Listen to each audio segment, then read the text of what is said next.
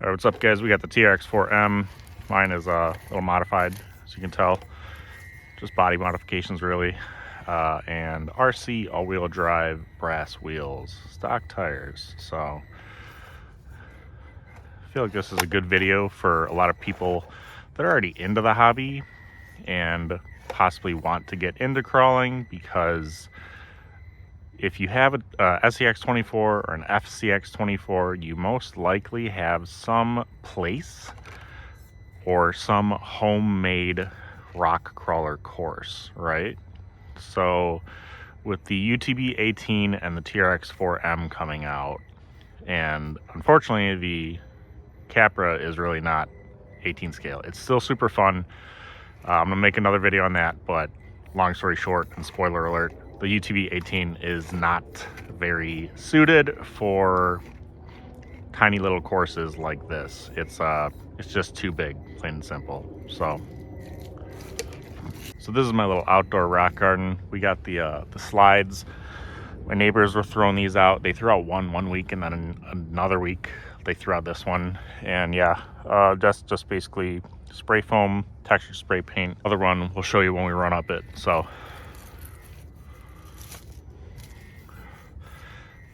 and what I've found already is that the TRX4M is very well suited for the SCX24 courses. My indoor course, which we'll be getting to at the half of this video, it's not too big for it. It's just, I think you get bored with it quicker than an SCX24 just because it is bigger. Now, this was really tricky to get up earlier. I know I made it up it, but a lot of times positioning is everything.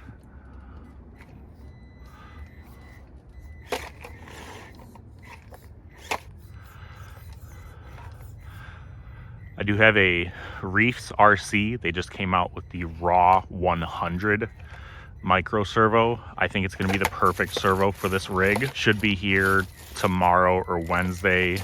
It's Monday right now. Really excited for that, as this thing could definitely need a servo upgrade. I've had some friends that have already burnt theirs out.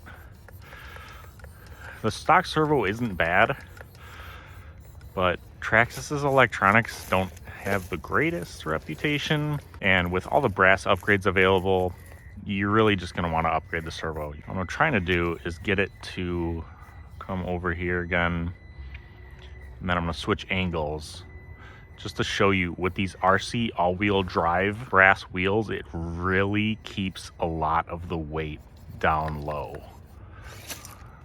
So this thing, being a hard body, really isn't too bad at side hilling. Now, another thing, I just said it's a hard body, so I liked the look of the pickup, and I knew I was going to save a ton of weight up top, keep the center of gravity nice and low, which this thing is going to perform a lot better than. And if you can tell with the front bumper right there, I trimmed off the corners. I still think it looks cool enough. For me, I'm not super concerned with looks. I care more about performance. But if you look on Traxxas's website, I'll pop this up right here.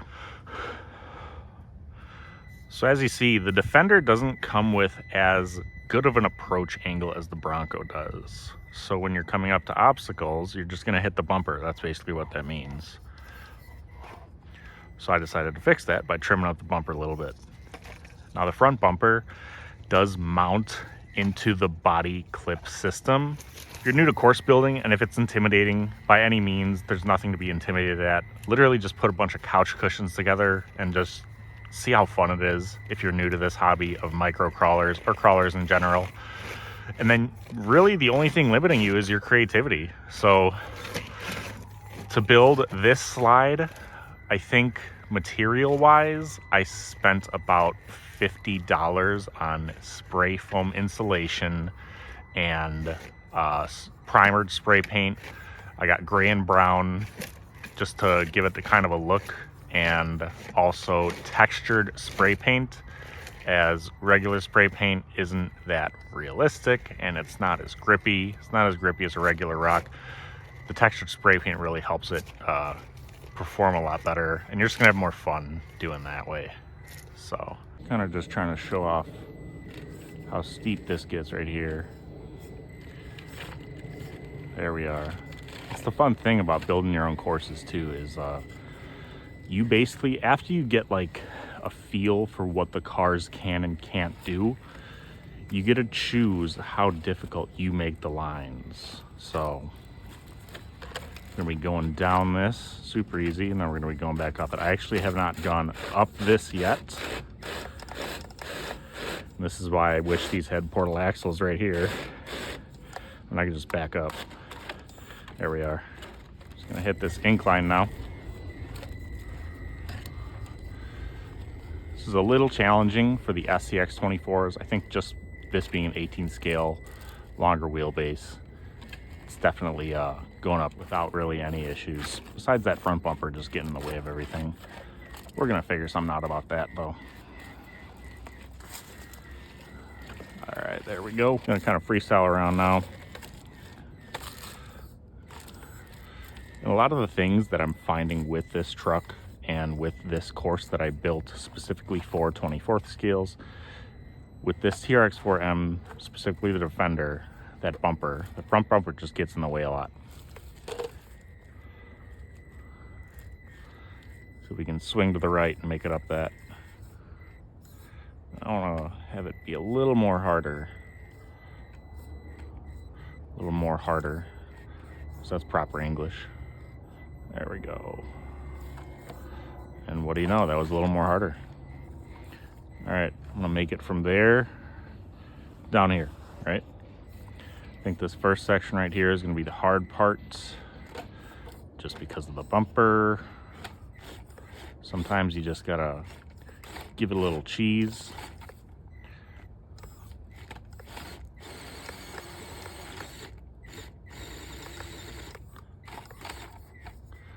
There we go. Now, one of the things that I absolutely adore with the TRX4M that they did very well is the steering angle that you have bone stock with this rig is amazing. If I don't line up my SCX24 for this thing perfectly, I will fall off that part right there.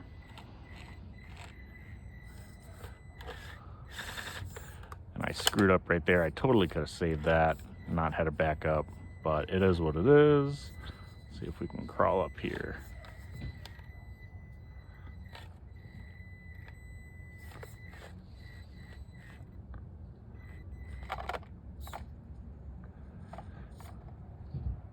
I think we're just gonna have to gas out of this and hope for the best. There we are. All right, well, we did the outdoor course. We're gonna bring it inside now. Indoor course time, but real quick, we're getting some plumbing work done and they had to turn off one of our pumps. So if you hear beeping in the background, that's what it's from. Sorry about the annoying beeping. All right, so this is my little indoor course. Perfect for SCX24s and just screwing around, having a ton of fun. Now with the stock wheels, I was not able to make it up this obstacle. But with the RCL wheel drive brass wheels, keeping the center of gravity nice and low, giving it more traction. A little bit of effort, we can make it right up it.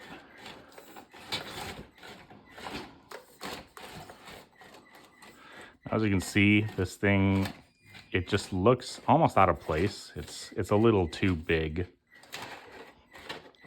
But it still works. Like, you can still have fun with it.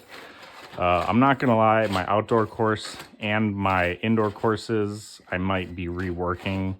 There's the other one, it's unpainted. I just never got around to it and I need to paint it. And then this one is like Poop Mountain, you know, for obvious reasons, so.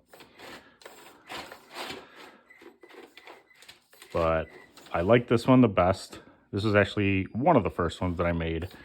That one, I think I might get rid of these two and then just make something bigger and better out of both of the courses that'll be more friendly for the TRX4M and the SCX24s.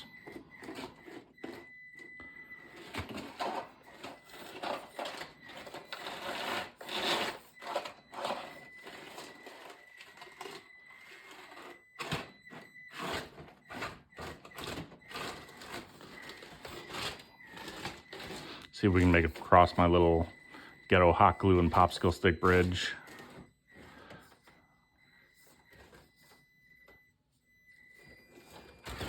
Nope. All right, onto this one. I don't have textured spray paint on this entire thing, so you can almost hear the lack of grip. If I had textured spray paint right there, it'd be a lot easier to do.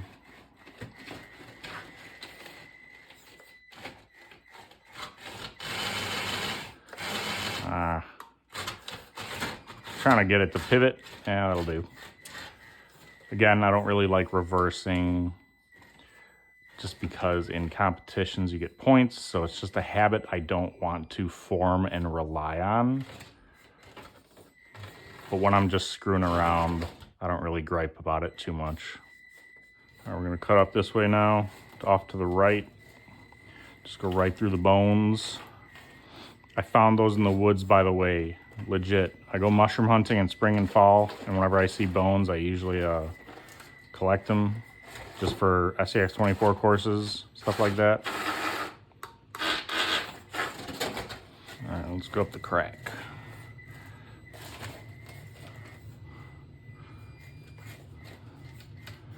Cracks are one of the most challenging obstacles in my opinion, and I'm sure many others would agree with me. You have to keep all four basically perfectly balanced on the obstacle. I decided to give myself a little more of a challenge, having an incline coming out of it.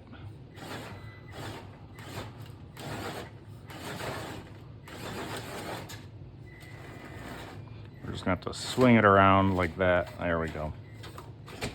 All right, so if you've watched till the end, I appreciate it.